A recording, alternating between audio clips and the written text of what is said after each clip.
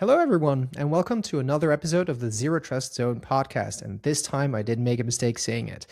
Today I'm joined by Eric Woodruff, and we're going to talk about something that is really dear to my heart. Obviously, it's security related, it is identity related, but it is phishing resistant authentication. So if you are really interested in hearing how to roll it out in reality, why to roll it out, and some of the pitfalls, then I suggest that you definitely continue listening. Thanks, and welcome again.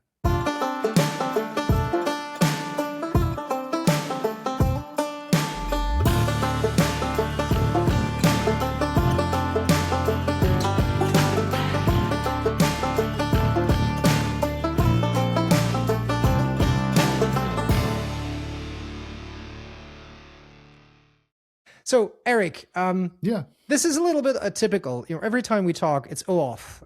Every time I see you talk, it's off. And then I was planning to do a talk on phishing-resistant authentication, and all of a sudden you said, "Hey, this is something I really want to talk about because we've had some really great experiences, or we have some experience rolling it out in the company."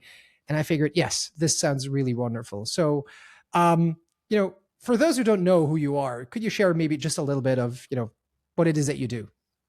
Yeah, what I do is it's still a mystery to me somewhat. But I mean, joking aside, so I'm currently a chief identity architect at Sempris, right? And we do a lot of identity security stuff, but we're also a Microsoft customer. We're a cloud only Entra shop, and yeah, to the OAuth point, before this role, I did a lot of security research, had a lot of involvement with Purple Knight on the indicators in there. And I still do some research. So maybe I'll have some interesting stuff later this year to talk about as well. But yeah, I mean, I'd say, I'm kind of helping bridge the gaps between product and internal, Entra ID stuff and all that. And, one of our big projects and what I was tasked with was rolling out, phishing resistant auth, passkeys, all that good stuff. So, okay. So, I mean, everyone's been talking about phishing resistant auth for a while. But I don't see a lot of companies really adopting it. So I was really, not surprised, but I was really interested when you said, "Hey, we've gone through this journey." So how has that journey been for you and the company? Was it like easy peasy, or did you really get some bumps in the road? Mostly easy, I'd say. I mean, I'll say I know that we benefit from being a cloud only shop. So, we don't have to worry about Active Directory and, sort of hybrid scenarios. And I mean, I guess I'll step back and say in a way, right? Like a lot of organizations I've encountered are using things like Hello for Business in particular, right? So they kind of already have a lot of the, phishing resistant in place for say like desktop clients. And that's where we were, right? We're already doing Hello for Business, which we still had a few interesting things in there, doing Mac platform SSO, right? So doing phishing resistant auth within that. So it was mostly like the passkey bit, right? Which is what we were kind of missing. But then also I think the other thing that's, within there is the enforcement of it, right? Because it's one thing to offer it as an option for authentication, but right, if users can use non-phishing resistant auth, right, attackers can still abuse that. So you mean in a fallback scenario where they don't use the primary auth, or don't do phishing resistant the primary, but just fall back? Okay. Yep. And honestly, I'll just say, and I can get into it a bit later because if you let me, I'll just start rambling at you. Yeah, no. Hey. We as a nerd part-time, I'll dissect some phishing attacks that we get and actually notice that I call them downgrade attacks, right? But where threat actors were sending, phishing links, and if you click on it, basically, right, the attacker in the middle scenario is where it's like, I don't support passkeys, and the Entra sort of out of the box interface will then offer other options, even if ultimately it won't pass conditional access. So those attacks certainly are on the rise now, right? As the attackers sort of try to navigate around this stuff. Okay. So, one of the questions I get asked frequently is hey, we're a little bit afraid to go in all in passkeys, or the principle of passkeys, whether, the factor, let's talk about that later, but what if, an application doesn't support it? Like, don't we still need that fallback? And I know there's very little scenarios where there's never ever a fallback scenario, but you said you turned off the alternatives or as much as you could. How was that? Yeah. Was it like easy for you guys, or did you still have these corner cases where you couldn't? So yeah, we do have a few corner cases, which obviously, I mean, I won't say specifically what they are, but there are a few SaaS applications. It mostly revolves around mobile app or Windows thick client applications where they're not leveraging basically browser libraries, which I guess again means a few different things. But like in iOS and Android, I think it's like if it's not using the sort of built-in some of the functionality for authentication, Entra will not present an option for a passkey there, even if it's the only thing available from a CA policy. And on the Windows side, there's a few thick client apps, again, where kind of digging into what we found, they're using like the old like legacy IE DLL stuff, which also doesn't understand passkeys. Right. So it can't hook into like WAM and all that stuff. And so subsequently, again, the user is asked to authenticate in the app. They aren't given an option for a passkey. The user doesn't really know. I mean, right, for the most part, a user is just going to choose whatever authentication method's presented in front of them. No fault to users. So yeah, in those scenarios, we do have those apps basically set as exceptions. And then we've got a different CA policy where we are still forcing those users to only be able to use passwordless push with number matching and authenticator, because it's right sort of like the next best thing. At least that way you're not having the user have to type in a password, because long term, right, we want users to kind of like forget that they have a password or that it's even an option available. And hopefully we'll go down the road, right, of actually not allowing users to even interact with their password in Entra. So yeah, I mean, so many good stuff and so many questions. I just find it so fascinating. So before we dive into all these questions I have, let's take a step back, right? Because we dove right into the topic of phishing-resistant authentication, though. That journey. What did that look like? Because you started off from hybrid and platform SSO, but was that really the starting point? Because there's a lot of things in between that you have to go through. So could you maybe walk us through that journey? Yeah, I mean, I guess I'll say like, Ridian, just since we've been a Hello for Business shop and we sort of had platform SSO mostly rolled out, the focus was on like, well, how do we get passkeys rolled out? And honestly, it got more into the organizational change management, getting your champions, like the business side of things of like, getting volunteers for sort of like early adopter programs where it's more of a pull. We set up a system where people could like opt into passkeys, and then it became more of a like, shifted to voluntold, right? Where, hey, your department is going to have passkeys enforced starting on, X date. Make sure you enroll.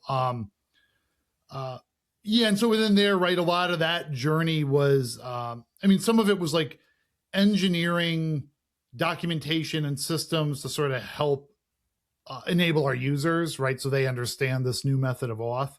And then the typical sort of like getting the business on board, right, like high level, right, at the C-suite, they're all, conceptually on board, but then, again, it's more than just going into Entra ID and turning on, FIDO2, or if it's passkeys now, right, as an auth method, and sort of saying that's a wrap. So did you make a deliberate choice in the form factor of the passkeys? Like, are you forcing people to use their authenticator, or are you allowing the passkeys on a hardware device or anything of the sorts, or both? Yeah, so I mean, we offered the option for both. I mean, for the most part, most people primarily went the route of Microsoft Authenticator app with a device-bound passkey within it, right? And up until recently, that was really the only option, aside from using like a hardware FIDO2 key. We do have really like some privileged accounts where they are only FIDO2, right? Because it's still sort of like the gold standard. And, use those things for like break glass accounts and whatnot. But yeah, most of our users are passkey, in authenticator. We had a few people who were like, I don't ever use my phone for work, and they wanted like a FIDO2 key. And we're like, yeah, cool. Right. Cause honestly, then for them, it's really only a scenario of like, if they get a new device or Hello for Business breaks or something like that. So there's not like a lot of times that they'd really be using it. But I think when we looked at it, it's mostly in the mobile scenarios, right? Where passkeys become so important, because that's kind of like the last realm for us, right? Of protecting our users from phishing. But I will say, as a bit of a small hiccup, we do have some users, because we're a BYOD shop, that have Android 13 and older phones. So for them, we actually did enable the public preview for synced passkeys, because that gets around some of the hurdles for supportability on those devices. So, and it's actually working well for them, so which is nice to see. Okay, so how about feedback from like mobile users, passkeys? Because the experience can vary a little bit. Like if it's native on the device, then it's just like, hey, select the passkey and off you are. But then, there are scenarios where you have to scan that. And what we see is, especially in the letter scenario, where people are really kind of like, I'm not going to say fed up, but they kind of push back on the experience because they have to take the phone, take a picture, wait for it to pair, accept this. And there's a little bit of a delay. Did you get any of that? Well, so I'll say from the enrollment perspective, right? Because there's a few different QR code scanning scenarios. For enrollment, we really pushed on device enrollment, right? So if you're enrolling from within the Authenticator app, setting up a passkey, right, you're not going through that cross-device auth flow. So we didn't, in all our instructions and guidance for users, we had screenshots and everything where we're like, do this on your phone. Maybe if for some reason someone would have a problem, right, then we'd maybe try like a cross-device scenario where they're, scanning the QR code. And again, from the auth perspective, right, primarily we're trying to just get users to use passkeys on their mobile device. Well, I guess an interesting side effect is we found that we had a few users who either their Hello for Business, I'll just say high level, right, was broken. They'd go to type in their PIN or something or use biometrics, and it would throw some error.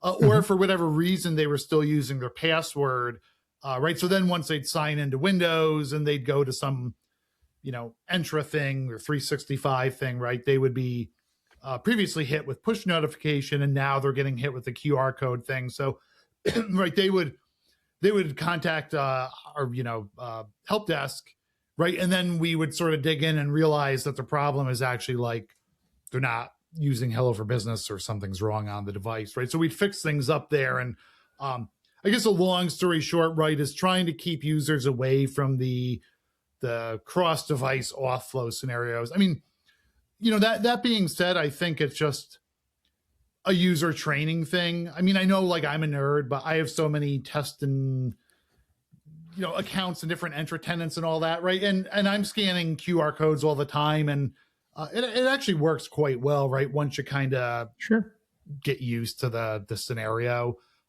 It's about as time consuming as push notification and number matching. I think it's just we're kind of like building the knowledge for users and helping remove the sort of like FUD that they might have around this as being like a cumbersome thing or something like that. So no, I think that makes sense, right? I think, and maybe for the listeners, it's worthwhile spending a minute or two talking about the device bound effect and the cross device authentication, because there's little no concept of the fact that you can have multiple passkeys on a device, one for this one for the other one, so that it doesn't leave the device, or that you have to take up the phone. So maybe as you are my guest, could you maybe share a little bit to the broader audience what the differences actually are? Yeah. So with a passkey, like if I'm going to, if I have a passkey enrolled on my iPhone here, and I'm going to authenticate to some, office resource or something that's tied to Entra, right? In that scenario, when I go to authenticate, you kind of have a few different options where you can either put in your UPN, right? And then Entra, depending on how things are configured, will just ask you, right, you'll sort of get sent to the next screen, and you'll be asked to authenticate with a passkey. And so on your device, you'll get a little pop-up at the bottom it might look a little different in Android, where it will ask basically if you want to authenticate with that passkey, you enter your PIN or do biometric auth on your device, and then it basically authenticates, on that device. The cross-device flow is like, we'd say I wanted to authenticate with a passkey. Say I'm doing like an in-private browser session, or I don't have a passkey. Say this was like a personal device. Not that we allow personal devices, but regardless, if I went to authenticate on this Windows device, I don't have a passkey. I'm going to get presented with a QR code on it, and then I scan the QR code right with my phone. The phone and the Windows device will connect over Bluetooth, which is required for this cross-device flow. And then at that point, basically, on the phone, I'll be presented with a similar option that's like, do you want to authenticate with the passkey for, Eric?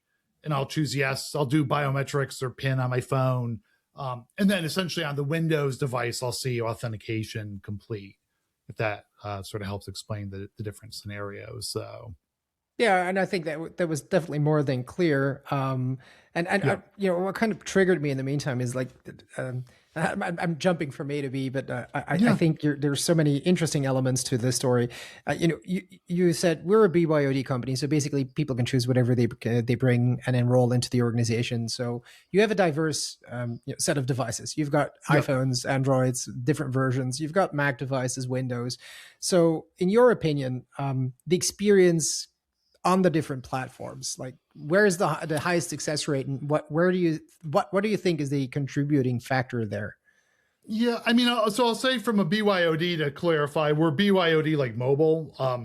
We don't allow, so we sort of differentiate from a both like business policy, but also from a technical perspective, right, within Entra and Intune and all that, between personal Windows or personal Mac devices and iOS, Android, and like, iPads and stuff like that. I mean, again, the desktop scenario, because really we want people to still use, Hello for Business. And I know it's sort of like evolving where they're kind of removing some of the like Hello branding, and it kind of is getting into this weird blurry area where it seems like it's just all being referred to as like passkeys, but ultimately like under the hood, it's still using that, device bound, in your TPM authentication that's been there for over a decade now within Windows. Mac. So I'd say Windows was obviously the easiest. It was just some people who were having problems, kind of coming out of the woodwork, but it was still a small number. And Macs were mostly good. What we found again, and I'm not a Mac expert, but with platform SSO, there's some stuff people can, I guess, have to do where if they don't do something, essentially they aren't set up for it. So we'd get some calls from Mac users, right, who are basically being asked to scan the QR code once they're enforced because they're doing the cross-device auth flow. And so, some of this also kind of fed back when we'd get users bringing these things up. We'd say, oh, this is like a good point. Let's go into Sentinel or, 365 Defender, whatever, right. And do a little analysis on and try to figure out like, well, who's still also probably doing this, right? So we can sort of proactively reach out to these users who aren't following the auth flows we want. And then I guess back to your question from a mobile device perspective, iOS, like not to be biased because I'm an iOS person, but we're probably roughly split almost evenly between the number of users we have with iOS and Android devices. And we had like 2 iPhones that were a problem. And for Android, I would say we probably had, I'd say a decent number more, maybe somewhere between 40 to 50 users who had some weird thing going on, whether it was they never upgraded Android OS, and they could. Users also on Android, we tend to find we're doing more interesting things, whether they're like using Brave or some other, browser, they're wanting to use, sort of non-standard things, or their phone is rooted or something like that, which ultimately would present more sort of challenges in all this. So, but I'll also say, I think with passkeys, one thing on devices that also ended up being interesting for users is we would tend to find that some people would have like their iPhone and they'd also have their iPad, and on their iPad they have like Outlook, right? They want to read their work mail on it. And again, we're using MAM, so we're like, well, that's fine because, right, the policies are within Outlook. But again, historically, right, like they could go Outlook, not have Authenticator app on it, and they would just be, basically prompted to auth on their phone, right, with push and number matching.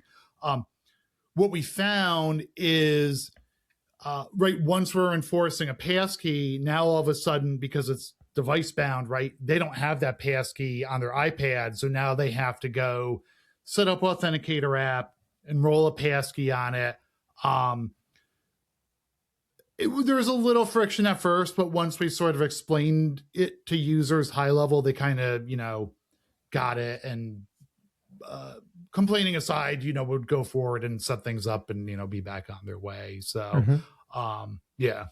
Okay. Yeah. I mean, it's very similar, like the different types of devices. Well, Android always the number one causing issues, but it's not so much Android itself. It's the variety of, you never know what you're going to get, right? It's not a uniform platform. Yep. So, yeah. How long have you been like a fully passkey rolled out company now? So, I mean, I'd say it was over about 3 months that we did this, right? For, again, we're only like 600 user shop. And, some people are like, oh, well, you're an identity company. It's like, yes, but also, right, we still have, sales and finance and HR and all these people, right, where they work for an identity security company, but they're not like necessarily identity nerds. So I guess within there, I'd say we had some benefit of having a lot of support so we could really move quick. But it was at the end of 2025 that we sort of, I guess I'd say, flip the switch. What we were doing for the rollout is we had a conditional access policy that was basically, or a couple conditional access policies that were tied to a group, right? So when we'd enforce you, we add you to the group, and now you're effectively phishing resistant. But, right, we wanted to sort of be like phishing resistant by default. So at the end of 2025, we sort of flipped the switch where now we have conditional access policies, right, that are like, all users phishing resistant. And then obviously exclusions for like guest users because you can't roll out passkeys for them. And, the few exception apps and stuff like that, which again, we have other CA policies sort of mitigating things, which it kind of, as an aside, it actually is a place where in doing this, it caused us to kind of go through and maybe like, we found it'd be a good time to sort of maybe clean up conditional access a little bit as well. I hear you. Yes, yes. So interesting to hear that even at your company, it is a challenge to deal with. No, I mean, as things progress, as move, you just said it yourself, right? You went from an inclusion based or exclusion based where everyone wasn't enabled. You had to be in a group to be enabled, and you reversed it. So that's a whole different approach that kind of requires you to re-architect, I would say, your conditional access policies as well. Plus, exceptions on these applications, so you have to kind of account for those as well. Okay, so you lived through the rollout. You've been using it in production for a while, and I imagine as you run with this by default, there's some issues, some challenges that you see. Like one thing that I can think of is recoverability. Like, what if passkey doesn't work and it's the only factor you have? Like, resetting a password is easy. Re-enrolling, then how do you deal with those scenarios? Yeah, so that's some of the stuff that we're still trying to sort out, right? Which again, I guess I'll say we benefited from that. We're sort of like, building the plane as we fly it, so to speak. Because absolutely, like I think when it becomes new iPhone season in September, right? Like when all these people go to the Apple store, their first thought, right? Like again, unless you're a consultant or work in our line, you're not going to be like, oh, I need to go open Authenticator app and enroll a passkey on my new device, right? You're going to be excited about whatever fun stuff is on your new iPhone. So, so that's actually going down the route. I'll say where we're probably we're investigating this. I think realistically, we're probably going to be okay with synced passkeys, at least if they're stored in Apple Password, which is like, the iCloud keychain thing, Mhm. or Google Password Manager. So that way, when people get a new device, they will be able to sort of bootstrap themselves, right? Because again, historically, they could go, forget to enroll authenticator, but then because you could still use like SMS, right? OTP or something, you could sort of bootstrap yourself. And the account recovery piece is also something to still sort out. I mean, right, we also have identity protection policies where, right, if you're high risk, you might be forced to have to change your password. Obviously, that makes no sense if we want people to not use passwords. Right, part of me hopes, well, users in reality should get phished a lot less successfully, right? They might go through the process, but nothing will happen. But yeah, I know there's a public preview now for account recovery. And so I'll tell you also, just like this kind of all ties in with some of the other challenges with, if there is one thing with AI, it's so easy to spoof voice, a video, right? I mean, you see the video stuff out there now, and someone could come take this audio from this podcast and easily spoof our voices, right? So I think wanting to get down the road of using something like verified ID for, credentialing of our users, right? And moving away from having to contact the help desk, right? Because we're a remote, global workforce. We can't honestly have a lot of scenarios where people walk up to, someone in IT, right? And sort of ask for help. So it's stuff that's definitely in my mind. I mean, I feel like, it won't be until the fall when we have the big sweep of people getting new phones. So we have a little bit of time, but we are actively trying to figure this stuff out. So yeah, and I think again, you said so many interesting things, but I really mean it. The sync stuff, like the sync passkeys, like I'm erring on a safe side. Like if it's a corporate device, corporate owned, and it's a corporate platform, sure, go ahead and sync. But then allowing people to sync in their personal Google Drive, or it's a Google account, I'd say, or Apple account, that just gives me a little bit of the shivers, because I don't control how they authenticate in their cloud platform, so how well secure that is, and then a breach in their personal account would then immediately kind of give them access to that passkey.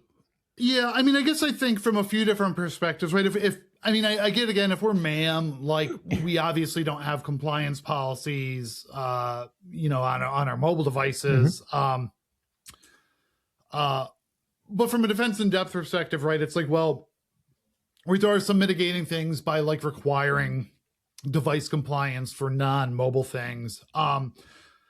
And yeah, I think the breach scenario is definitely a thing, but also I guess I'd say, I think from a lot of perspectives, right, there's nothing that would prevent employee from, I guess, storing their corporate password in a password manager right now. I get that they still would have to, do some sort of second factor auth with Authenticator app based on policies we have. But I think sometimes with the sync passkey, other people, like, I'll just say, people also say like, well, what happens, right? I could send my wife my passkey with the way you can share them between devices. But I'm like, well, honestly, like, she probably already knows my phone pin anyways, right? If she really I mean, some of those scenarios, like, I think are also a bit like, well, if for some reason I wanted like my family to use my work account, like I can just tell my pin for my phone.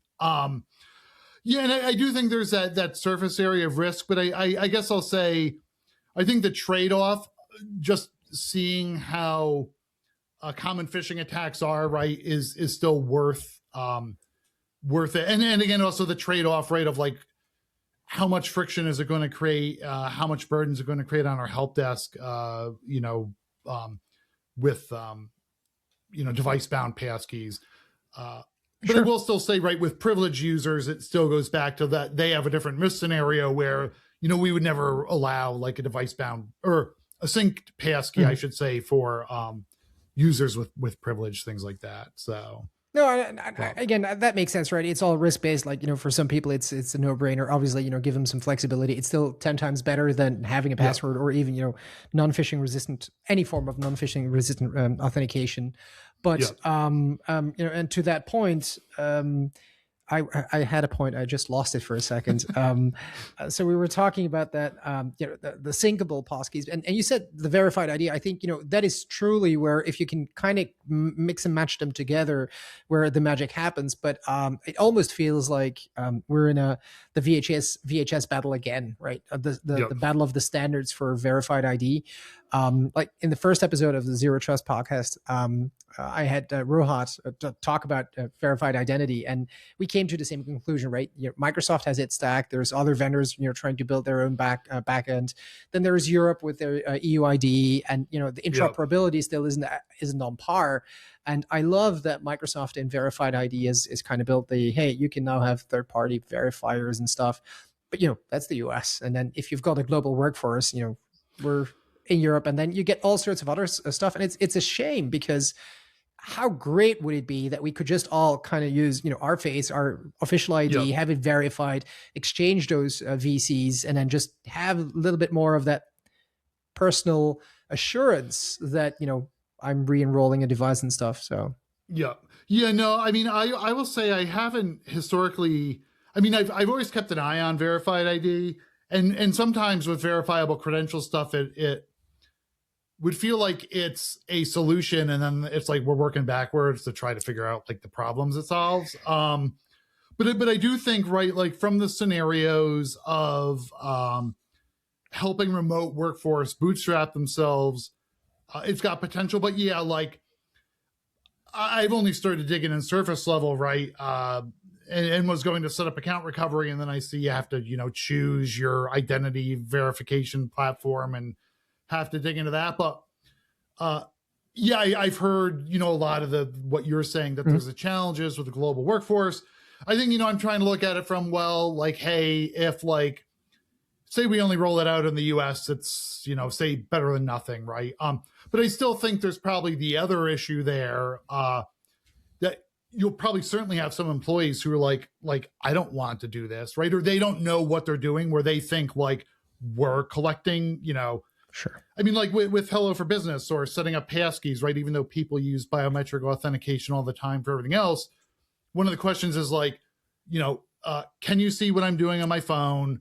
Are you storing my biometrics, right? So I could absolutely see, if we do verified ID, people being concerned that like, right, the enterprise is keeping a copy of their license or something like that, which is obviously not the case. But I get like users, right, especially, well, depending on your angle, right, these days feeling maybe concerned about, what's happening with their biometrics and their credentials and all that, things like that. So yeah, I mean, the technology itself, I have more trust in verified ID is the product, but I mean, decentralized identities, because of the fact that there's not just a database with my fingerprints in them. Because quite frankly, if it ever gets hacked, I just lost virtually 4 fingers that I never can use reliably again. But different story, different problem, I guess. But I would just love to see that become better, because the passkey and account recovery story just becomes so much more better if you get that strong identification and assurance that the one who's requesting a new passkey is actually the one that you want to. Oh yeah, absolutely. No, I mean, I think it looks right conceptually. It looks slick to be able, right, to tell hey, new employee on day one, instead of us giving you a tap, or having, like, sometimes, right, people use SSPR as sort of like a bootstrap. They were like, install authenticator app, go through this process, and then afterwards you can go and roll a passkey. Yeah. I think it sounds great, right? And I think it's a trainability thing for end users. But I actually think it's an interesting scenario, right? That sometimes just finding that when people are net new to an organization, they're much more probably likely to do whatever you ask them to do than existing employees. Once you start to get comfortable at a place, right, you feel more maybe empowered to push back a little bit. Yeah. Plus, I mean, there's the cultural thing. Like, I'm going to take the blame for the Europeans, but, we're a tad harder to deal with when it comes to, taking pictures and giving biometrics away. There's war stories, but again, different story. So looking back at your entire journey that you've gone through, which seems to have been quite a breeze. And so that's good, because, that should entice people to maybe, take that next step. Are there any regrets that you said, looking back, that piece we probably should have done differently or could have done differently?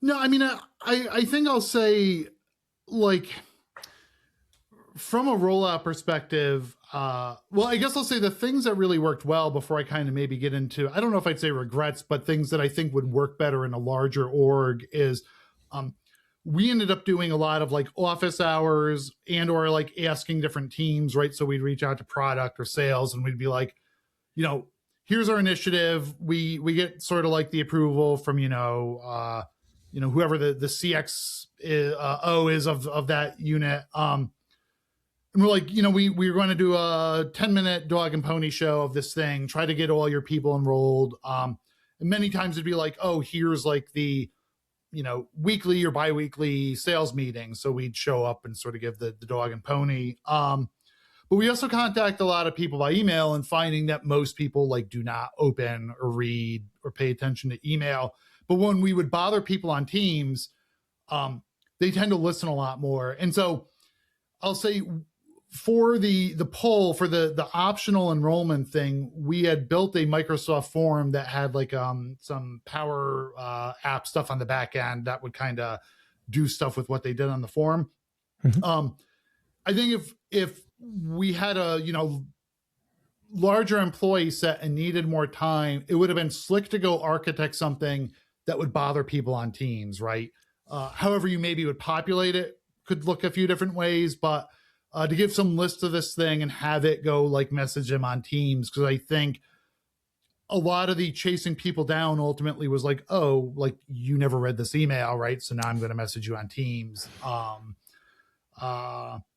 But no, I mean, from a regret perspective, I wouldn't say we really had any. I do think like looking back, we probably could have dug into some stuff in log analytics with KQL a bit more to maybe like understand like the people, right, who were still using passwords on Windows and other things beforehand, and said like, oh, like, right, they might have a weird experience once we're going passkey.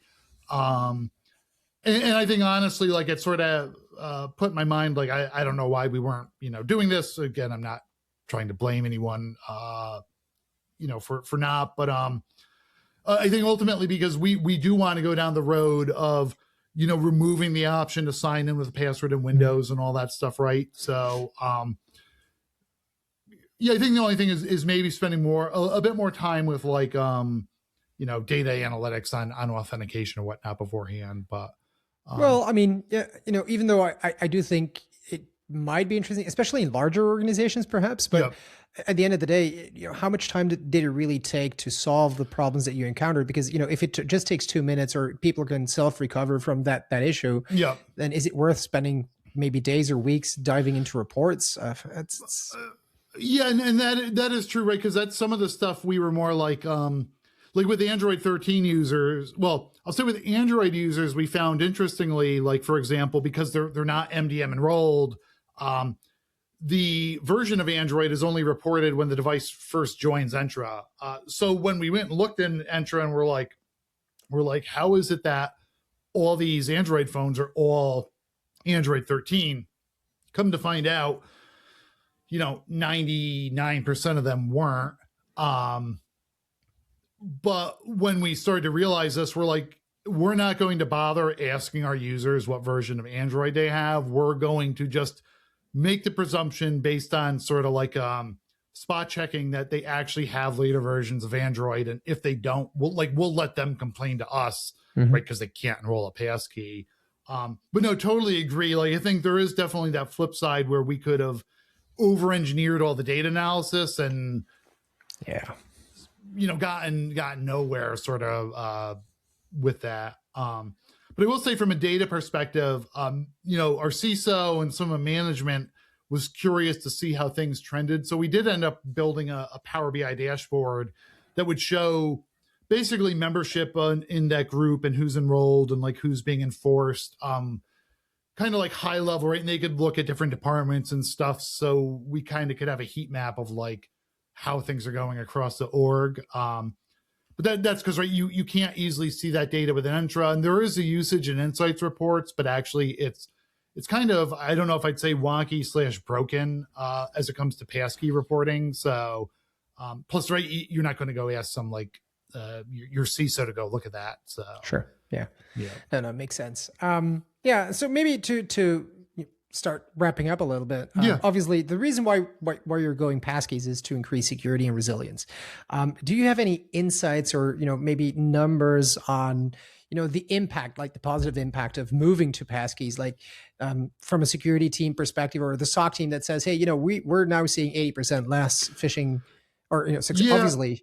But so that's something I wanted to talk with our SOC about. I haven't had a chance because I think like obviously like to where you're going, a great example would be us to say like, this past year, we had X number of users phished and now look like nobody's getting phished. I mean, it's interesting because part of me would also want to like share that sort of data, but then I also feel like it becomes a double-edged sword thing, right? Because you're like, you don't want to give an outward appearance of like, oh, we had like people successfully phished or something like that, right? No, of course. And I mean, it is a challenge. Like every organization, we run a SOC, so we have visibility across all of our customers, and there isn't a single customer that doesn't, actively get a phishing attempt a day. Like it just happens day in, day out. And I'm just really interested in figuring out, obviously you should see, falling off the successful ones off a cliff. And those are maybe like the 1%ers, ideally zero, but it happens all the time. It doesn't necessarily constitute a breach anyway, but it's just, interesting. Like, what is the impact? Is that really, Microsoft's been flaunting like ever since we had MFA. It's like, oh, increase, do MFA and 99% increase in security. But is it 99% or is it that, well, they still figure out other stuff and they've already moved on and we're just catching up again. And that's kind of what I was after. So, but I mean, I'll say also right now, it's still a bit interesting also with like, so I'll just take an example of with the authentication downgrade attacks, right? Like, so say I fall victim to a phish, I click on the link, and I'm being prompted for a password again. Right now, I'll just say a majority of our users, I think if they're asked to put in their password, are just going to do it, which is why, I want to like remove the existence of passwords. And again, because of the way conditional access functions, like that first form of authentication will still succeed, right? So like the attacker can still deduce like, yes, I now know the password. And I think in some scenarios, right, like that will then basically roll up an alarm, right? Potentially in like M365 Defender that the user's getting phished, even if ultimately conditional access has sort of effectively stopped it, right? Because there won't be an access token. The attacker really just knows the user's password. Again, because when I was digging into this scenario, I'll take phishing emails, like test environment I have, and I'll go like through the process of effectively like getting phished. Seeing that, right, it will sort of then throw up when CA's like, you're not going anywhere, right? But I think my point is, from a data perspective, it makes me curious, right, in how you would sort of separate this stuff out, right? Because if users can still sort of start to get phished before conditional access interrupts, right? If I was to say, well, let me go look in M365 Defender, right, it might still like say, well, that user was phished. So yeah, but I do think it is interesting. And I would like to try to see if there's a way to, sort of quantify, the value within here from a phishing perspective. And I think it's really hard to do because, again, there's so many phishing attacks, but almost all of them are unsuccessful. And then, deeming one successful isn't easy because typically you can only really figure it out once you start seeing, suspicious activity. And so it becomes a lot of gray zone. But I think we're all convinced that it does increase security, that's a no-brainer. But having some like real life numbers and seeing if the SOC really feels the improvement. I do think that one thing you mentioned is the over time, like as you start rolling out passkeys, people are still used to their password. They still know their password. And so they might still be enticed to use it. But, in a couple of months time, when people never ever use their password, you're going to have the opposite effect. Like, hey, I'm asking for my password. I have no clue what to enter, which is ultimately where we want to get to, right? Yeah. And I know we're probably almost out of time here, but I'll say that's where I think our next step, right, is I think once from Windows, we can make it so users are only using biometrics or PIN, Hello for Business to sign in, we're going to start to go the next step and, randomize their password, remove them from SSPR. And then at that point, right, they get them to the point where they don't know or need to know their password, effectively like Skrill sort of, right, except in Entra. So. Yeah, no, and that makes total sense. Like, in absence of actually being able to turn it off and not have a password, I think that makes a lot of sense to just, put it at random, very long value, just even change it every day if you need to. I mean, it doesn't really matter at that point. So, okay, cool. So, before we do wrap up, is there one last thing, one last advice, one last thing that you say to the listeners? Hey, if you're going to do this, I mean, I guess I'd say, like, I've had a few people mention, like, well, you folks are cloud only, right? You don't have to deal with Active Directory. But again, like, as a big Hello for Business proponent, and I've done a lot of Hello for Business rollouts, right? Like, I know in AD, there's always the challenges with LDAP, but I think the passkey bit primarily is like a mobile focus. So sure, we're maybe a smaller shop, and sure, we don't have AD, but I think that even if we had Active Directory, we had hybrid identity, that we still would have a lot of success. Sure, maybe it'd be harder to say we're going to tell people they don't get to know their password anymore if we still had systems using LDAP, right? Things where they have to type in their password, but where you can still benefit on premise from, Windows integrated auth, right? All that sort of stuff for SSO there, or right, a lot of applications also that may be running on-prem still might have support for SAML or OpenID Connect, right? So sort of try to move that stuff to, quote, modern auth. And I think, it's a mindset thing, right? If you want to sit there and say, just like when we roll out MFA 5 years ago, everyone would complain. And of course, it's not going to be successful. It's just like that, right? Sure. You want to make Passkeys successful, have the right mindset, the right attitude going into it. And I think whether you're hybrid or cloud only, it goes to that, like, something is better than nothing, right? The other thing that's, maybe it's cliche, right? But you see orgs are like, well, until we can do 100% passkeys, we're not going to do any passkeys, right? You're much better off being 80% passkeys, right? Hey, so I wholeheartedly with you. Focus on what you can do and not what you cannot do. It's still much better than not doing anything at all. So Yep. Okay, so with those wise words, thank you so much. Like the past 45 minutes just flew by. We're going to see a lot of each other in the next couple of weeks. Like you're talking at MC2MC Connect, and the week thereafter we're together in Frankfurt, I guess. So really look forward to that. Thanks for joining me today. Thanks for your patience in scheduling, and we will see each other very soon. Awesome. It's great being here, Michael. Yep. Thanks.